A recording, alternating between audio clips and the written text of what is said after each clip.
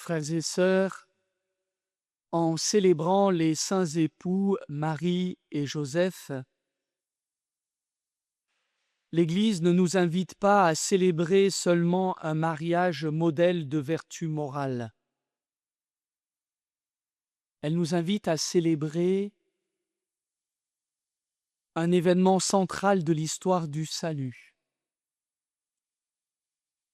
En effet, le mariage de la Vierge Marie et de Saint Joseph, nous pourrions dire qu'il a été le point de rencontre entre le ciel et la terre, qu'il a été l'écrin où le dessein de salut du Père des cieux a pu se réaliser par l'incarnation du Fils, qu'il a été l'unique foyer où la volonté divine a pu régner de manière ininterrompue sur terre comme au ciel.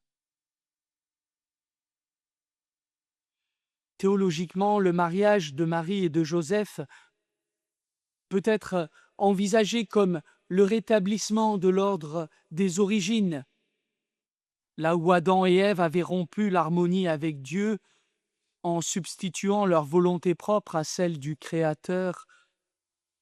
La Vierge Marie et Saint Joseph ont opéré une réparation totale. Le fiat de Marie à l'Annonciation n'a pas été un acte isolé. Il était soutenu par l'époux que Dieu lui avait choisi. Marie a dit oui aussi parce qu'il y avait Joseph à ses côtés. Et le fiat de Joseph lui-même a été porté par celle que Dieu lui avait donnée comme épouse. En fait, le fiat de Marie et celui de Joseph étaient contenus l'un et l'autre dans leur fiat, dans leur oui conjugal. Matthieu comme Luc, d'ailleurs, insistent tous deux pour présenter et souligner comme époux Marie et Joseph avant leurs annonciations respectives. Luc nous dit « L'ange fut envoyé à une jeune fille vierge » et il précise « accordée en mariage ». On peut s'arrêter là d'un fois, le verbe s'incarne. Non, il souligne « accordée en mariage à un homme de la maison de David appelé Joseph ».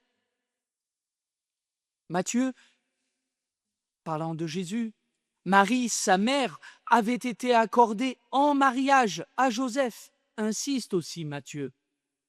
Et il présentera Joseph, son époux, l'époux de Marie.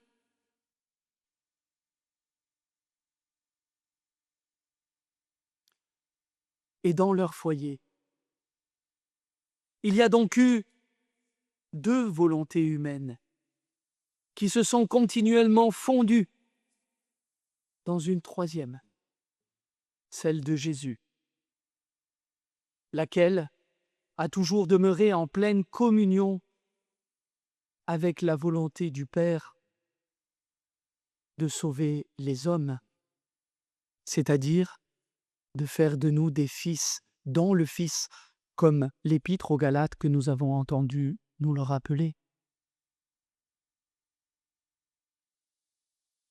Vous voyez, le mariage de Marie et de Joseph se présente un peu comme la cellule souche du royaume de Dieu, qui en la personne du Verbe fait chair, du Fils, a pu commencer à grandir et à se développer, ici-bas, comme au ciel. Chaque acte quotidien à Nazareth, et nous le savons bien, préparer le repas, travailler le bois, tailler la pierre, puiser de l'eau, prier, manger, boire, n'était plus une simple tâche humaine. Chacun de ces actes, parce qu'ils étaient agis dans la volonté de Dieu, prenait une valeur infinie de salut. Ils préparaient dans le silence le rachat par le Fils de tous les actes humains défaillants de l'histoire.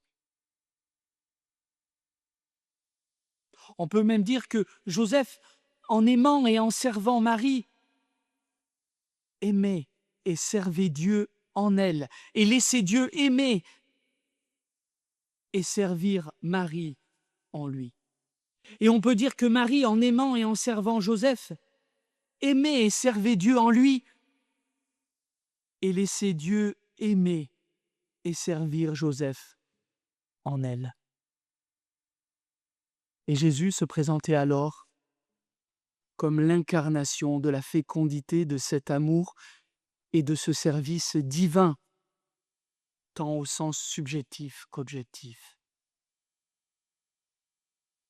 Voilà pourquoi ce mariage ne pouvait être que vierge et pourtant pleinement fécond. La virginité de ce mariage n'était pas une privation imposée par Dieu, mais au contraire la condition d'une surabondance divine en lui. Marie et Joseph nous enseignent que la véritable fécondité, en particulier celle d'un couple, ne réside pas seulement dans la descendance biologique, mais avant tout dans la capacité à faire circuler la volonté d'amour de Dieu dans le monde. On pourrait dire que d'une certaine manière, Marie et Joseph sont les parents de tous ceux qui cherchent à vivre dans le divin vouloir. Alors aujourd'hui, demandons à la Vierge Marie et à Saint Joseph la grâce de ne plus vivre par notre volonté propre qui nous enferme dans nos limites et nous éloigne du Seigneur, mais de laisser au contraire la divine volonté animer chacune de nos relations.